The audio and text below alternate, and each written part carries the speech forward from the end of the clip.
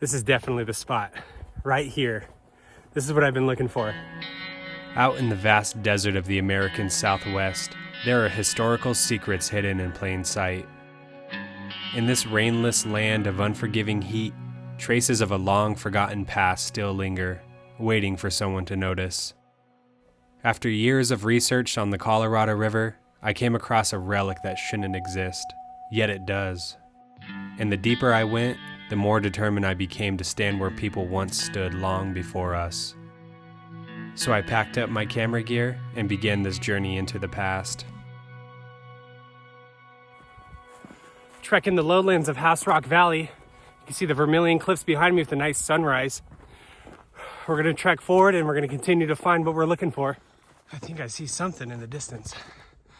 Let's look. Where is it? There it is. Boom.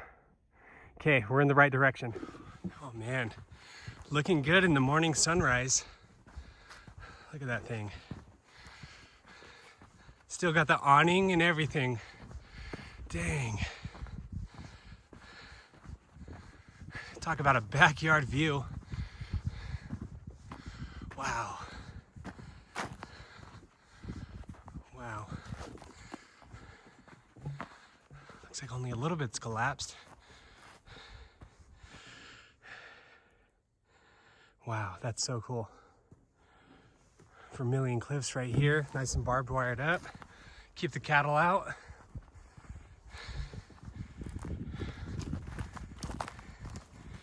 There we go. Oh, just what I needed, a lawn chair. Be a bed too. Wow. Look at that thing. God, it looks like a little sketchy to be walking under this, but these beams look good. That board does not. Concrete foundation. Nice.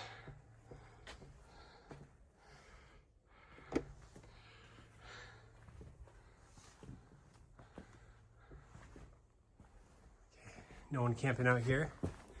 Oh, that looks fresh. Huh. Guess this is a spot for people to hang out.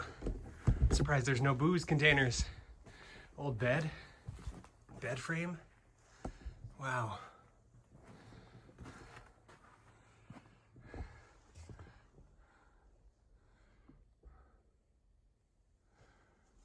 Corral over there. Wow, that's awesome.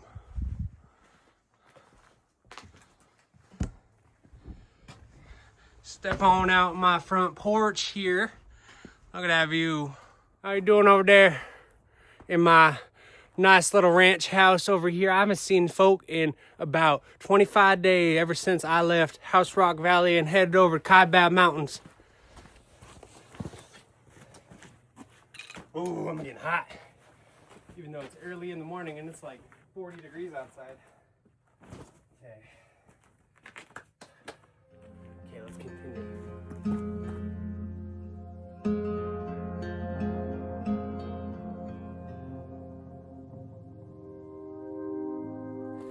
Okay, the history lesson. I'm not gonna make it boring. Benjamin Franklin Saunders. He was a rancher, wealthy rancher, set up out here in House Rock Valley. And this was his ranch house. One of his ranchers built it in the early 1900s. So let's keep looking around this thing. I haven't been on the outside. Okay. Oh, there's a little peace symbol. Nice little peace symbol. I don't know, that's definitely modern graffiti. Probably post 60s. And oh my God. Oh man. Mabel Cook, Salt Lake City, July 1918. Alice Crandell. Oh man. New Mexico, 310-2. I don't know if that's a 2. I can't see that. Linford. Oh man. Any more markings? Dude, cowboy glyphs. Awesome. Nice, there we go. I wonder if the man himself carved his name into this rock. I gotta keep looking, but I don't know. So I guess I'll go into detail. Here we go. This rock, or this cabin, is a special cabin because it was stayed the night in by a former president of the United States. Teddy Roosevelt, Franklin Roosevelt, but I like to call him Teddy Bear Roosevelt. Roosevelt was on the Kaibab Forest hunting mountain lion. Hopefully you don't see any of those out here today. But he was hunting mountain lion with his boys, came down off the mountain heading to Lee's Ferry, then from there heading to Rainbow Bridge. And he stayed the night in this cabin right here. Not only him, but Zane Grey, the author, he stayed the night here. And there's documented evidence of both of them being here. But Teddy Roosevelt slept in this cabin here. He probably had the nicest room while all the other guys slept outside. So that might have been a bed he slept on. Who knows? Maybe. 100-year-old bed frame. That definitely looks like an 1800s bed frame. Something like that. But I don't know. Let's keep looking for any of more markings in here. Oh, that's barbed wire. Gosh, if I remember correctly, Roland Ryder, one of the masons, I think, that built this thing. But obviously he did a good job. It's probably fixed over time. But this is the structure we're doing, and it's definitely local rock. You can tell it's this pretty much a sandstone around here. I think that's part. Yeah, there we go. Backyard for all the cattle.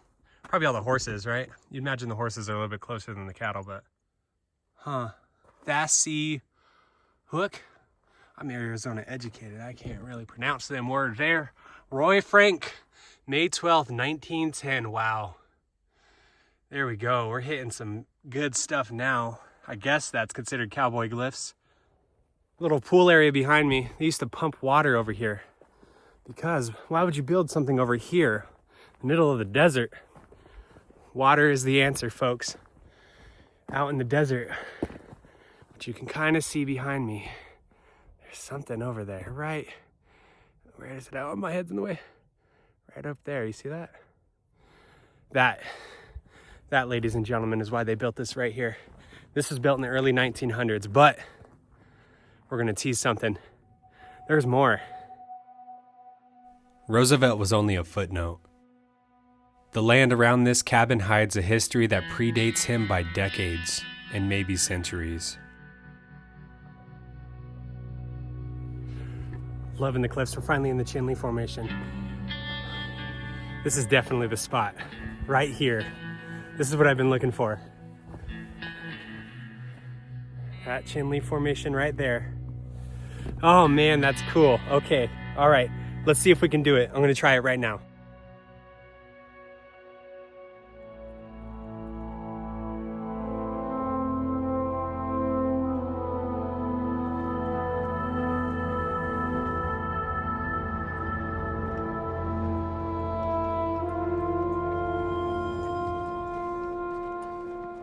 Is that cool? Wheeler's crew was out here. So it was like a branch of the Wheeler survey in 1872 that was out here. These hills look interesting. It's like barely anything has changed out here. It's absolutely amazing. Okay, further in the cliffs. Wheeler survey was here, but now we're gonna go see if we can find the Outlaw Hideout. John Doyle Lee. Okay, we'll keep looking. That is the old road, little cattle road built right here. This is one of the most important springs out here. And you could only find certain ones for miles. Wow, that old road. That's it. All the way down, that's cool. Okay, we're gonna continue forward. There's the spring over there. But that looks like it hasn't really changed. That little like spot of the Chinle covered with other like material. That's so cool. Road is definitely washed out. Not being used that much these days.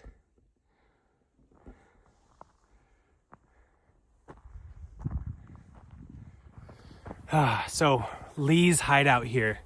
Lee had a hideout here. It's more isolated over here, obviously, compared to the ferry, which people were crossing. And Lee made a wiki up, kind of like a dwelling made of sticks. And his kids were cutting the sticks, and then I think his daughter was weaving them. So he'd make a house. And we're gonna see if we can find the exact spot where Lee's little wiki up was. And we're almost to that spring. The bush is getting thicker. Definitely tell that there's more water at this. And that Chinle formation is a little difficult to grow on. Oh, we're stuck in the weeds. No way. Does that look like naturally cut? That's probably one of the original trees for Lee's cabin or his wiki up. That is definitely cut with a saw. Dude. Oh man. So I'm probably standing on the spot here. That's looking familiar. All right, let's see.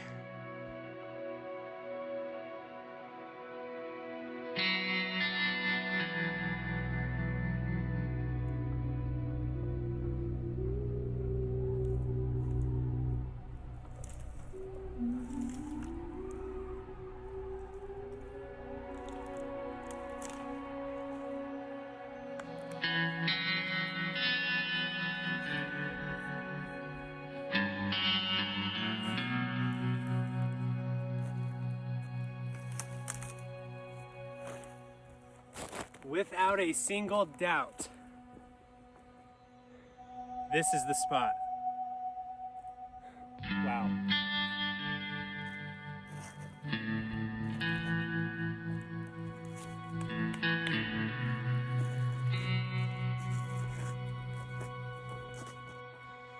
So this is what remains of John D. Lee's wiki up.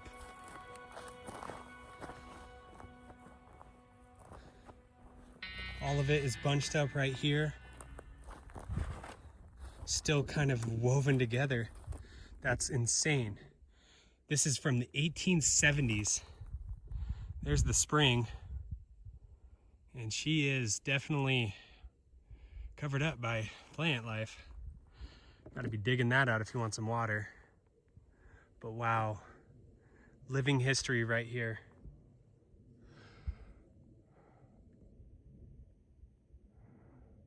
"30,000 feet, flying over. And I'm down here, going through the brush. Spring. Now that wiki up was just kind of to store stuff. I know Lee had built another cabin, so we're gonna continue to walk around and see where it's at.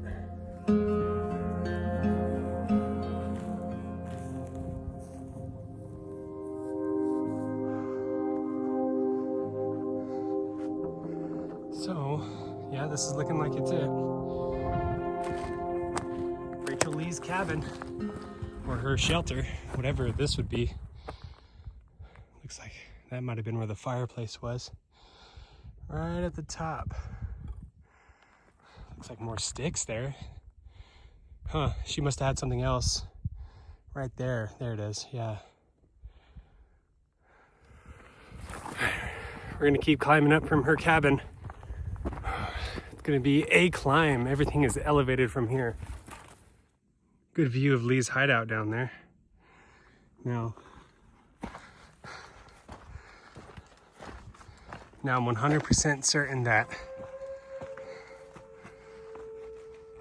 the Puebloans knew about the spring. Of course they would. When we hike through the desert, we tend to focus only on what is in front of us. But people have crossed these lands for thousands of years. With a little context, the connections start to reveal themselves. And we begin to feel woven into the landscape. Out here in the vast country, history is still waiting for the wanderers who go looking for it. Until next time.